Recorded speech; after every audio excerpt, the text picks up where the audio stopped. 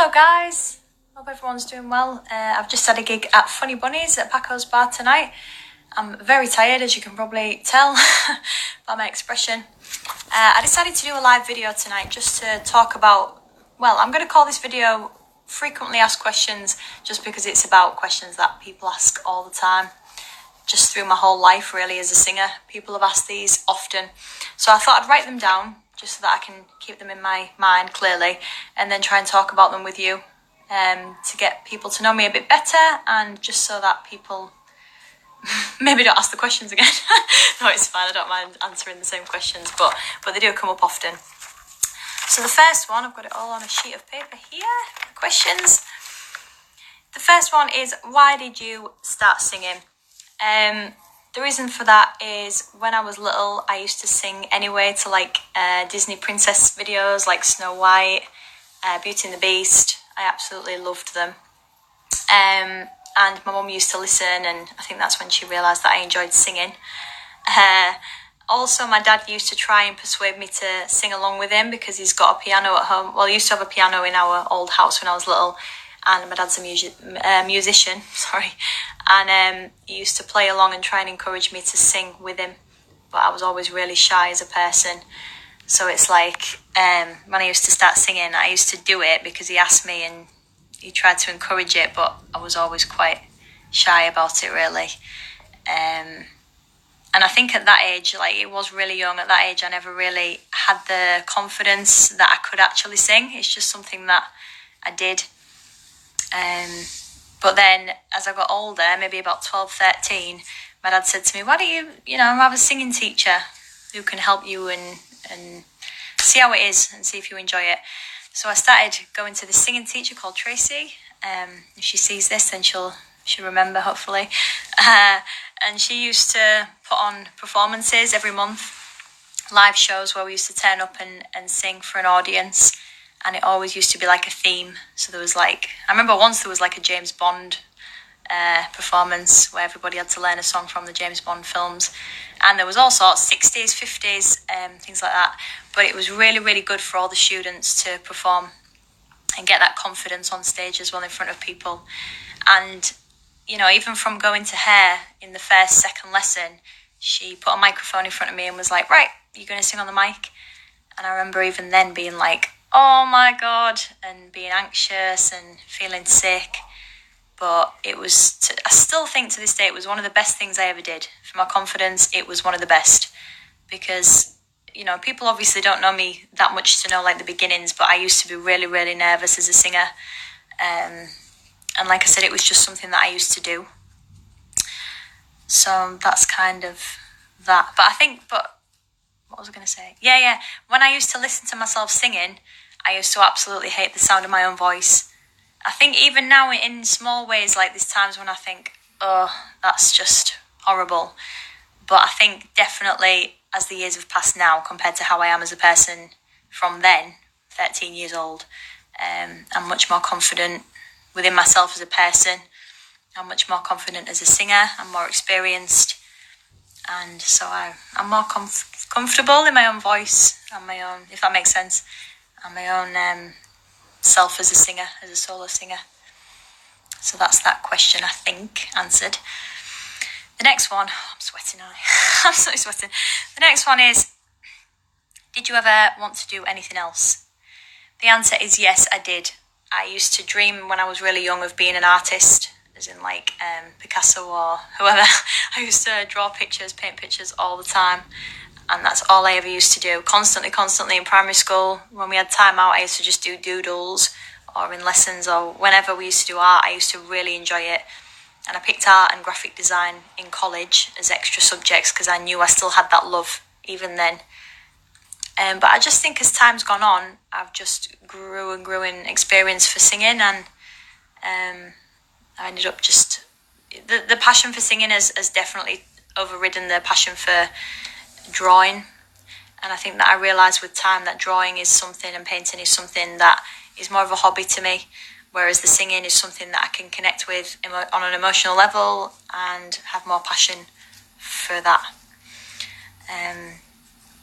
yeah, I've done obviously different contracts abroad as well with other groups of girls, and in various situations we've been like Motown and soul tributes, and that's been really, really fun, and we've had some really good times. We have actually had some really good times, but I think as a soloist it just suits me more, because I think because of me as a person, I've always been quite a shy person, even if it doesn't seem like it. I've always been quite quiet, and especially with certain situations and certain people that I don't know well. And I think that for me, it's just more suitable to be by myself, so that I can really express myself and not be conscious of anything.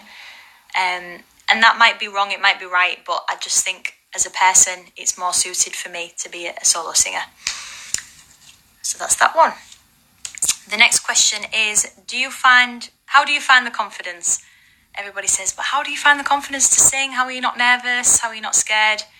The answer is I always get scared, but it's like, I always get adrenaline. I always get adrenaline for performing, but it's good adrenaline. It's not actual anxiety like what I used to get. So I still get nervous, I do, but in the right way, I think, compared to years ago when I used to just think, oh, I'm going to be sick, I don't want to do this. And it's not that I didn't want to do it was just nerves. But over time, obviously working abroad, working on stage, working in hotels, working in front of people watching me, I've just got used to it. And there's still times when I'm conscious about it, but you just have to think that's all part of it. People are watching you to try and see what you're giving as a performer. It's not always on a personal level. They're not watching you to judge you. They're just hopefully they're just watching you to enjoy what you're bringing and what you're trying to give people. I think practicing every single day is absolutely key. Like, I always sing anyway. Like, I sing without realising I sing. People used to say I used to sing when I used to eat meals, which I didn't even realise. Like humming while I was eating, which is odd. Just singing all the time, whenever, even just to yourself, little bits at a time. When I was really little, I used to sing bits repeatedly, just because, like, over and over again, a song that I really enjoyed. I used to just find myself singing over and over, repeating that little bit. And I just think anything that you can do, anytime you can practice, is key, because it's all training your voice. It's all kind of encouraging you to imitate in the best way you can, which some people find that wrong, some people find it right. But I think imitating a singer can be good just for getting like the foundations and finding your voice and finding your range and things like that. But obviously you want to have your own individuality, so copying people to a degree is not always good, because obviously you want to find yourself as a performer, not try and repeat someone else's work. I wrote another thing down. Self-belief. You have to believe in yourself, especially in this industry, in this world. You have to keep going, which is part of the last question I'm going to talk about as well. But yeah, I think if I didn't believe in myself, I'm not sure I'd still be doing it at all, because there's so many hundreds and thousands of people that want to do this, that if you don't keep going and think, I have something special that I can bring, then it can be so easy for your confidence to be knocked by someone else or something else, or the business in general. And I think it can really, really put people off carrying on. So yeah, that's that. Harsh but true. This one's funny. Do you have an alter ego? No, I do not have an alter ego. I'm not Beyonce, do you know what I mean? I do not have an alter ego. I don't think I do. But however, when I'm on stage, for me, like I said to you, I was always quite shy as a person growing up, and then I built my confidence. Sometimes maybe I come across a bit cold, but I'm not being cold. I'm just, I have the emotions and the thoughts like everybody else. It's just maybe my outer expressions come across a bit cold, but that's not my intention. So because of that, and because of being a bit shy in my lifetime, I think when I perform, I try and put everything into that, all my emotions, everything I might be thinking or feeling. And it's just a good opportunity for me to just put everything into it and not be bothered about what people think externally or what people say or do. Because in that time, in that moment, or in those few minutes, or in that hour, or whatever it is, you can be exactly who you want to be, exactly who you are. Not who you want to be, maybe, but who you really are. So that's why I like performing. And I'm sure that people find that in different things that they do in life. There's things that they can really channel their passions into. And I think singing is definitely that for me. So that's why I love it. Advice. This was hard, I had to think, because it's so easy to say, practice and, keep going. But my advice is, firstly, don't ever let anyone doubt your ability. Like I said before, you have to have self-confidence. It's really, really easy to doubt yourself, and I understand it and I know it well. But you have to just think, I have something special, I have something different. And keep going, basically. It's a tough industry. You have to be prepared to be resilient. You have to turn up for yourself. Like people say, show up for yourself. You have to, turn up for the job. You have to turn up to bring what you want to bring to it and to benefit yourself, because the more that you give, the more that you get in life, I think, as well. And just do not give up on your dream. Don't give up on your dream. Don't do it, because if you don't have a dream in life, it's not a problem. But I think if you start off with a dream, you should try and do everything that you can to get to where you want to be and achieve that dream. If you change your mind about it, you change your mind. And if you feel like you've tried every avenue and it's not meant to be, there'll be a million other things that you're good at anyway. But I think do not give up. That's what I have to say. It's easier said than done, I understand. But just don't give up. Keep going and see how it goes. And then life is life, but don't give up. And on that note, I'm going to go because I'm tired, I'm sweaty.